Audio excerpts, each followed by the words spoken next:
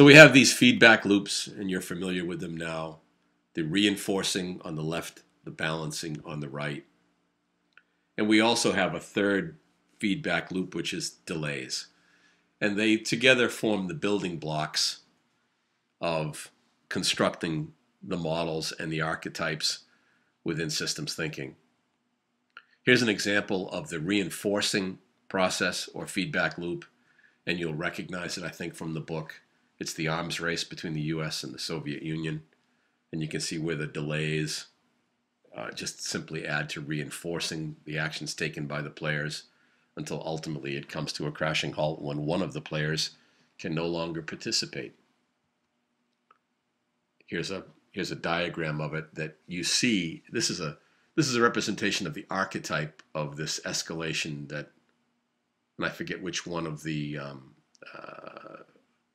whether it's the tragedy of the commons or the, I forget the other phrase, but you'll come across it and you'll recognize it. Here's an example of a balancing feedback loop. And as Sengi indicates, that every time you see an outside influence coming in, it usually means there's a goal being set for it. And that affects, in this case, what is plain to see, that there's a desired cash balance, and then there's actions taken to restore it. And those measures serve to balance it against the goal that is initially set. Here's a great example that shows that balancing process, as well as what a delay can generate for problems within the balancing process. It's the example that I think was described about a shower where there is a 10-second delay in that system to bring the temperature to the desired point. And so we have the person using the shower who doesn't get the temperature as quickly as they expect, not recognizing the 10-second delay that characterizes this system, and ultimately gets scalded with a 190-degree temperature of water because they kept ratcheting up the system, expecting to get the hot water and not getting it. And then the immediate reaction, having been burned, is to reverse the spigot in the opposite direction, bringing about freezing temperatures because there's a delay there too. And we go back and forth between these herky-jerky motions affected by the events of the very extreme hot water and the very extreme cold water until we begin to learn that this system is characterized by these long delays that we didn't anticipate, and we learn from that and then begin to operate the system more to our advantage. I recognize here each of the 11 archetypes in some fashion here. And Sengi talked about these first before explaining the process flows. Here I've given you the process flows first because I think it helps you then to look at these and to have a better understanding of the mechanics of them. You'll remember from the reading in this instance here that what we're often dealing with today is a problem that stems from the solution that we thought yesterday would solve the problem. And we get these examples where a major drug bust goes down and it causes such a shortage of the normal flow of that product on the streets that it induces crime elsewhere because people are desperately trying to get that which has now become more scarce. So the actions taken in one area can backfire, even though it was well-intentioned, can backfire in another domain. And here's an archetypal example of that using an XY graph. The system often pushes back on us. I think the example used here was someone who recognized that they were suffering ill health from smoking.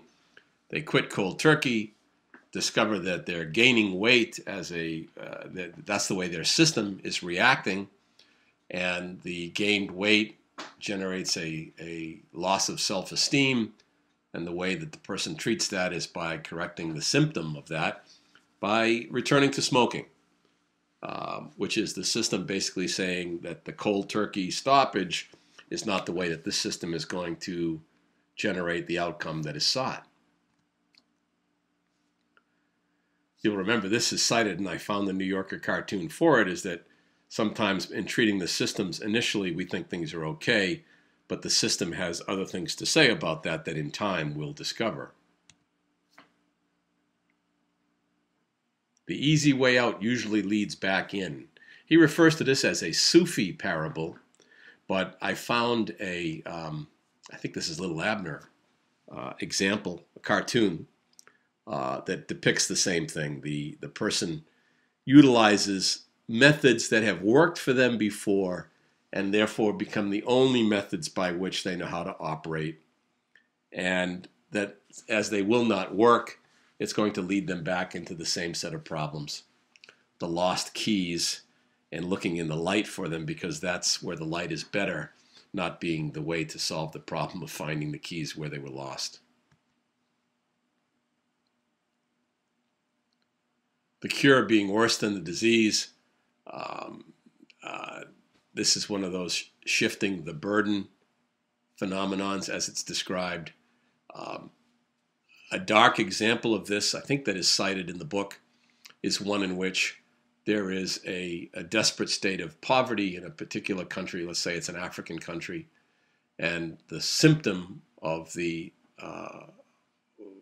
dying human beings and their ill health is treated through charity, and lots of foodstuffs come in and are presented, and the problem that generates is that people then have their lives extended, and that then becomes the problem, in that now it becomes too crowded and it demands more of the same food to be generated, only more, and the crowded conditions actually generate another degree of problems and their side effects that worsens the fundamental issue at hand. This is another example of that you can look at your leisure, and an archetypal example which depicts it. Faster is slower was also another phenomenon, or a law, I guess, within the 11 laws that Sengi depicts. When we think that it's usually evidenced by when we take more of the same action because that's what we know, or when we say, I just don't understand this system, so I'm not going to take action. As is described, these two are not viable alternatives for us, that there has to be different actions that we have to uncover and select and operate on. And that requires us to learn the system in a way that we have not applied ourselves before. And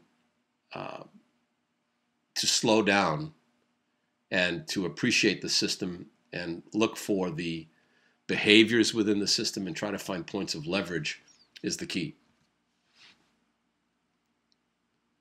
Cause and effect separated in time, as we discussed before, for dynamic complexity, the action that we take in those systems now may not manifest themselves in consequences in the places we expect it to, or in the time we expect it to. That's usually an indication that we're operating in a complex system that demands more time and attention from us to understand. We need to look for leverage, and the highest leverage is not in the highest areas on the chart. Remember, from the iceberg, that which we see, that which is obvious, is usually the events that affect us. What's less obvious, but which is more impactful for us to find if we endeavor to do so, is to look for the patterns and trends, yes, but also to look for the behavior of the structure, to look for points of leverage. And a great example is given discussing Buckminster Fuller's trim tab, you'll recall, which this is a representation of here. The trim tab is the yellow piece on the blue rudder. Remember, the discussion is that if you have a massive ship at sea and you want it to turn left, the logical first reaction that we have is, well, let's push on the right front side of the vessel to move the front of the vessel to the left. Well, even though that may seem obvious, it's a massive amount of force that would be required. It's probably the most difficult way to move that vessel. So we opt to take the wiser approach of pushing the stern of the boat on the left-hand side, pushing it to the right. The way to do that is with the rudder. And the rudder, counterintuitively perhaps, moves to the left in order to move the stern to the right, because the compression on the water on the left-hand side of the boat forms on it, and it therefore nudges the stern of the boat to the right, moving the bow of the boat to the left.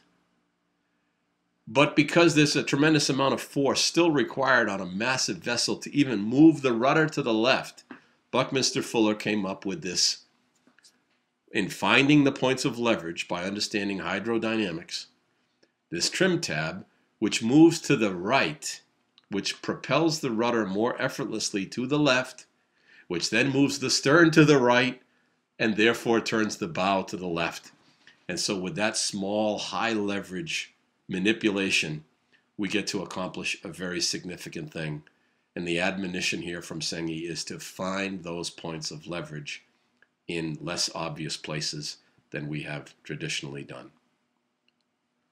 Rounding out this, the example of managers who wanted to ensure higher quality in their product, but discovered that the measures that they took were inducing such costs that they had to stop, they had to cut the costs, which ultimately led to poor quality.